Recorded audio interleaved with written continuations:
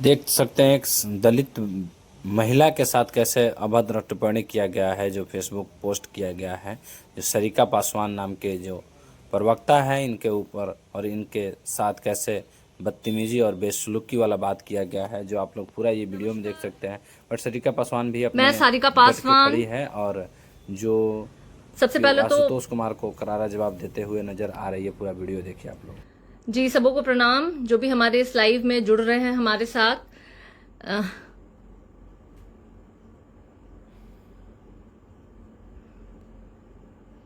देखिए, आज एक सोशल मीडिया पे एक आशुतोष कुमार के व्यक्ति के द्वारा एक अभद्र टिप्पणी मेरे ऊपर, मेरे नाम के साथ सारिका कुमारी पासवान, मेरे नाम के साथ, और बड़ी ही आपत्तिजनक और अपमानजनक शब्दों का इस्तेमाल करते हुए एक दलित बेटी, एक दलित बहन, एक दलित माँ, एक दलित समाज की महिलाओं के प्रति जो इनकी सोच है, जो घृणित मानसिकता, वो उजागर करते हुए उसने लिखा कि साड़ी साया खोल करके वो मुझे सड़कों पे नंगा घुमाएगा।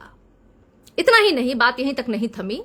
उसके बाद मुझे अनगिनत हजारों कॉल मुझे आए, लाइफ थ्रेटनिंग देते हुए, मुझे गाली देते हुए और मेरा अपमान करते हुए, और मुझे बार बार कहा जा रहा था कि आप माफी मांगिए, अन्यथा आपके साथ ये करेंगे, वो करेंगे। मैं पूरे हिम्मत के साथ, मजबूती के साथ मैं खड़ी रही अपनी बातों पे, क्योंकि मैं जानती हूं ये 1990 से पहले का दशक नहीं है, 1990 के बाद का दशक है। ये देश, ये समाज और हम वो है ना जो हमने भीम की रोटी खाई है। हम बाबा साहेब भीमराव अंबेडकर के आदर्शों पे चलने वाले हैं। हम, हमारे गार्जियन, हमारे अभिभावक लालू प्रसाद यादव जी के दिए हुए मजबूत अधिकार और उनके शब्दों के सहारे हम खड़े हैं आज, और ऐसी गीदड़ धमकी वाले लोगों से हम डरने वाले नहीं हैं। ये कह रहे थे कि साड़ी साया खोल के सड़कों पे घुमाएंगे। ये तो हुआ है पहले भी दलित महिलाओं को साड़ी साया खोल करके ऐसी घृणित सोच और ऐसी घृणित मानसिकता वाले लोगों ने ये काम किया। कोई पहली बार नहीं हुई है ये, इस तरह की बात जो हुई है पहले भी हुई है। लेकिन ये दिखा रहा है, ये कोई व्यक्तिगत टिप्पणी नहीं है, ये जातिवादी, धर्म, स्त्री विरोधी मानसिकता को, जो कि सदियों से चली आ रही है दलितों और महिलाओं के प्रति, ये वो दर्शा रहा है। ये दिखा रहे हैं कि कैसे इनके अंदर घृणा भरी हुई है हमारे प्रति। इस घृणा में ना सिर्फ एक जाति बोल रही है, बल्कि वो इतिहास भी है जो औरतों को सिर्फ एक शरीर मानता रहा है, और उन्हें जब मौका मिलता है ऐसे ही ये लोगों का अपमान, हम महिलाओं का अपमान, हम दलितों का अपमान ये करते आए हैं। लेकिन आशुतोष जी, आप ये सोच रहे थे अगर कि आपके फोन कॉल से, आपकी गीदड़ धमकियों से सारिका पासवान अगर डर जाएगी, तो आप भूल रहे हैं। मैंने कहा ना, 1990 का जमाना लद गया।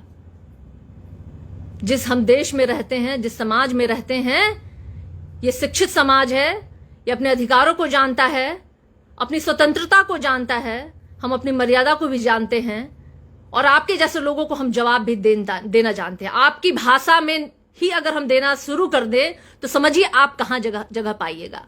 आपने बहुजन की बेटियों का अपमान किया है, आपने दलित बेटी का अपमान किया है, और आप कहते हैं, अभी थोड़ी देर पहले ही इन्होंने पुनः एक पोस्ट किया है जिसमें ये लिख रहे हैं कि किसी के द्वारा ये पोस्ट किया गया है। मजाक बना लिया है आपने, और आप सोचते हैं कि आपकी इन बातों पे मैं यकीन करूंगी और मैं आपको माफी दे दूंगी, आपके कहे गए शब्दों को मैं भूल जाऊंगी जो आपने लिखा है, जो सोशल मीडिया पे फ्लॉट कर रहा है।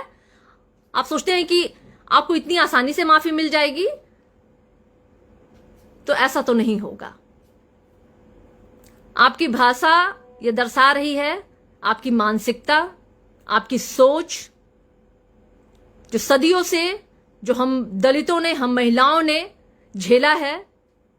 और सबसे बड़ी बात है कि आज बिहार में डंके की चोट पे सोशल मीडिया पे आकर के एक दलित बेटी को साड़ी साया खोल करके नंगा घुमाने की धमकी एक टुच्चा सा व्यक्ति देता है, और हमारी प्रशासन चुप बैठी हुई है। चुप कैसे नहीं बैठेगी? अभी कुछ दिन पहले तो एक बच्ची का बलात्कार हुआ, उसकी हत्या की गई, लेकिन कुछ नहीं हुआ। प्रतिदिन बच्चियों का बलात्कार और हत्या हो रहा है बिहार में, लेकिन हमारे मुखिया, हमारे प्रदेश के माननीय मुख्यमंत्री नीतीश कुमार जी और उनकी नाक के नीचे काम कर रही प्रशासन जो है ना, वो सुध नहीं लेती है। और यही कारण है कि आज ऐसे गुंडे और मवालियों का मनोबल इतना बढ़ गया है कि वो लाइव में आकर के धमकियां देते हैं। मैं तो एक बहुत सशक्त महिला हूं, मैं सशक्त महिला हूं, शिक्षित महिला हूं, अपने अधिकारों को जानती हूं, लड़ना जानती हूं, लेकिन उन महिलाओं का क्या, उन बच्चियों का क्या जो सशक्त नहीं है, जो अपने लिए लड़ नहीं पा रही हैं, जिनको दिन दहाड़े घर से उठाया जा रहा है, उनका बलात्कार किया जा रहा है, उनकी हत्या की जा रही है। उन गरीब दलित बहुजन की बेटियों के लिए कौन लड़ेगा, कौन बोलेगा? माननीय मुख्यमंत्री जी, मैं शर्म के साथ कहना चाहती हूं कि मैं ऐसे प्रदेश में, हम ऐसे हमारे मुखिया हैं जिनके नाक के नीचे बहुजन और दलित की बेटियों को और बहनों को खुलेआम ऐसी धमकियां मिलती हैं और प्रशासन और सत्ता जो है वो चुप बैठी हुई है। ये बात सिर्फ मुझ पर नहीं है, ये हर उस महिला,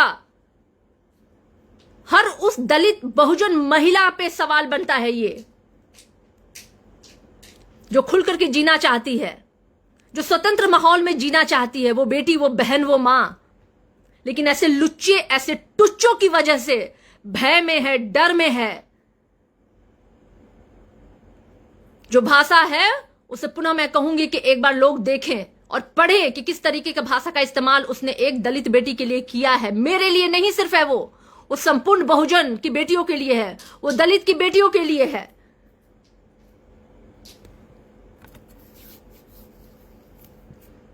जो लोग कहते हैं कि साड़ी साया खोल करके नंगा घुमाएंगे, उन्हें सुन लेना चाहिए।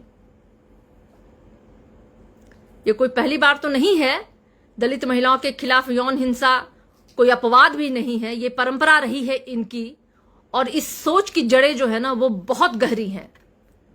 दलित, अगर कोई भी दलित औरत अगर अपनी जुबान खोलेगी तो उसे उसके शरीर को तोड़ देना है।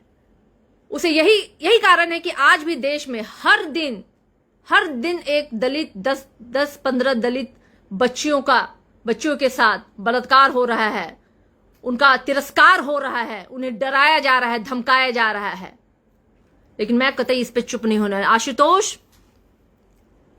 आपको माफी मेरे तरफ से नहीं मिलेगी, कतई नहीं मिलेगी। आपने जो बोला है, जो आपने लिखा है, इसका जवाब आपको देना पड़ेगा। लेकिन आप एक बात जरूर मैं कहना चाहूंगी, खुले आपको चेतावनी देती हूं कि जिस मर्यादा को आपने तार किया है, जिस लिमिटेशंस को आपने पार किया है,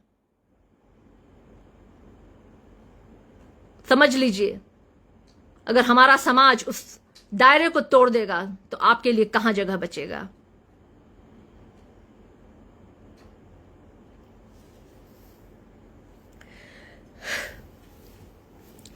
साथ ही साथ मैं अपने तमाम भाइयों का, जिन्होंने मुझे इतना समर्थन दिया, वो हर समाज के लोग थे। मैं ये नहीं कहूंगी कि सिर्फ एक समाज के लोग थे, बल्कि हर समाज के लोगों ने मेरे साथ खड़े रहे। वो इस पल में उन्होंने मेरी हौसला अफजाई की, मुझे समर्थन दिया, मुझे हिम्मत दी। इसके लिए मेरे तमाम समर्थकों को, मेरे साथ खड़े हुए लोगों को धन्यवाद तहे दिल से। बाकी की कार्रवाई कल होगी निश्चित रूप से, क्योंकि मैं इसे माफ नहीं कर सकती हूं। ये सवाल सिर्फ अगर मेरा होता तो शायद मैं माफ भी कर दी होती, लेकिन ये सवाल बहुजन की हर एक बेटी, दलित की हर एक बेटी के साथ जुड़ा हुआ है। ये सवाल उस मानसिकता का है, उन मनुवादी सोच वाले लोगों का है, उस मनुस्मृति को, कानून को मानने वाले लोगों का है, जो महिलाओं को एक तिरस्कार का एक वस्तु समझते हैं। इसलिए कतई मैं आपको माफ नहीं करूंगी।